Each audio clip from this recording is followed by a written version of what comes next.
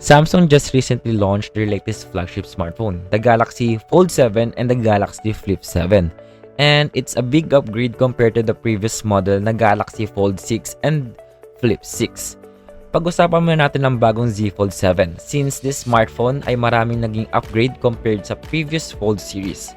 First, and ang pinaka-noticeable sa kanya ay ang kanyang thickness. Ang thickness ng phone na ito that Samsung really delivers what the consumers want for the folding phone. And ito, ang manipis na folding devices, alam naman natin na Samsung really lags behind when it comes to the folding technology of its rival, like the Chinese folding devices of Oppo, Honor, Vivo, and Huawei. And with the launch of the phone in the market with more refined design of 4.2mm thick when unfolded and 8.9mm thick when folded, kasing nipis na nito ang isang typical type of smartphone. And when we compared it to the Galaxy S25 Ultra and iPhone 16 Pro Max, ay hindi na nagkakalayo ang kapal nito sa kanila.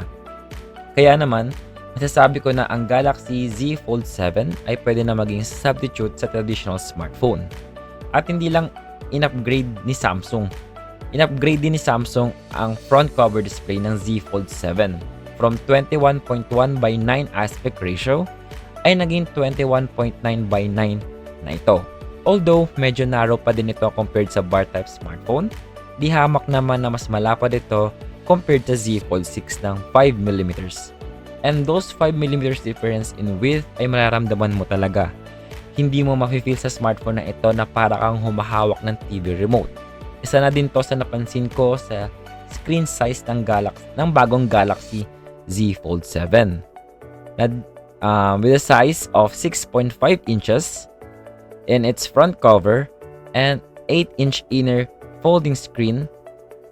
And with that kind of screen sizes upgrade ay mas ma-enjoy na natin manood ng entertainment series ng mas malaki and mas ma-enjoy na din tayo maglaro sa mga bigger display ng Z Fold 7.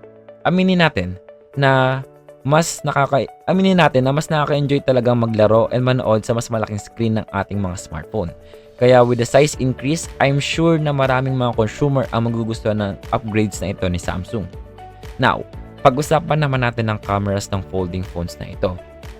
When it comes to the camera of folding phone ni Samsung, I would say na hindi magandang reputation nila dito. Bakit? Kasi kung i-compare natin ito sa ibang Chinese brand na folding phone, ang camera ni Samsung sa mga folding devices nila ay medyo lags behind na in terms of technology. But the Z Fold 7 series, Samsung finally decided to put those flagship cameras found in the Galaxy S25 Ultra sa kanilang folding phone. And yes, tama kayo nang narinig.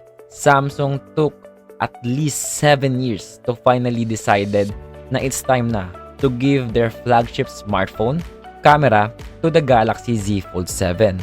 And those camera upgrade now, the Z Fold 7 features a triple megapixel camera, a 200 megapixel main camera with f1.7 main camera, 10 megapixel f2.4 telephoto camera, and 12 megapixel f2.2 120 degree view or ultra wide angle.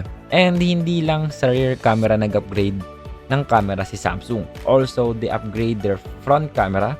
In the front camera cover, the Z Fold 7 series features a 10 megapixel f2.2 18mm ultra wide lens, and while 10 megapixel f2.2 24mm wide inner camera.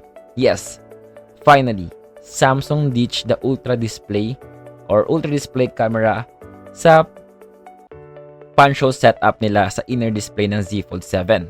The inner display of the Z Fold 7 can now capture a more crisp and detailed selfie photos compared to the Z Fold 6 na naka-under-display camera setup.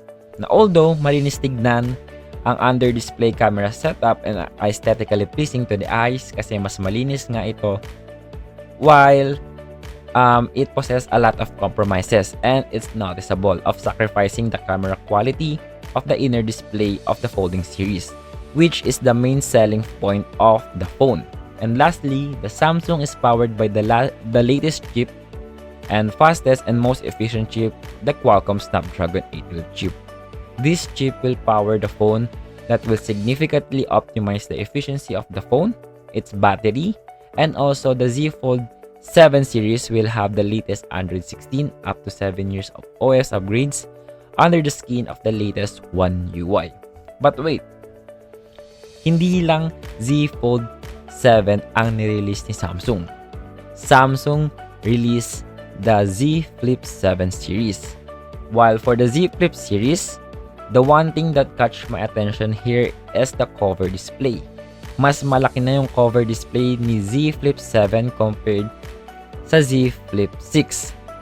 While this one is one of my favorite upgrades since mas naging malaki na ang front cover display ni Z Fold 7 ay Z Flip 7 with at least 4-inch increase sa kanyang front cover since mas malaki na and hindi ko na din need na lagi pang buksan yung inner screen just to reply and just to see the notification and replies. I can easily reply on the cover screen since hindi na siya need or hindi na siya super cramped like the previous flip phones. But other than that, the upgrades of cover display of the Flip 7 ay walang gaanong pinagbago or pinag-upgrade or big upgrades than the upgraded cover display of the Z Flip 7. Ay walang gaanong pinagbago or a big upgrades na ginawa si Samsung sa Z Flip 7 series. Yes, naging manipis ng onti ang Z Flip 7 compared sa Z Flip 6. Pero all in all, Samsung really puts its effort on the Z Fold 7. And another downgrade para sa akin ng Z Flip 7 ay compared sa Z Fold 7 that uses the latest Qualcomm chip na 8 Elite chip, Samsung choose to use their Exynos chips as the Galaxy Z Flip 7. Although Samsung said that this chip is optimized for the Z Flip 7, but I'm not quite sure that this chip will perform best compared to the previous model of Z Flip. Baka mga mas optimized pa ang Z Flip 6 compared to Z Flip 7 eh. We will wait sa real-life performance ng both smartphone na ito. But for now, hindi ako sang-ayon sa desisyon ni Samsung na gumamit ng Exynos chip sa kanilang flagship flip phone because of the reputations of Samsung Exynos sa mga previous flagship phone na ginamit ito sa Samsung.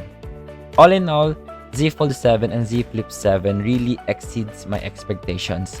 Hindi kagaya ng dati na hindi ako masyadong impressed nung ni-launch ni Samsung ang Z Fold 6 and Z Flip 6. But this year, I can finally say that the Samsung really pushed their boundaries and pinakita nila talaga kung sino talaga ang nag-innovate at nagsimula ng trend ng folding and flip devices sa market. I'm expecting that this smartphone will gain more popularity this year and I'm looking forward to success of the folding and flip devices of Samsung. Thank you for watching and see you on my next one. Peace.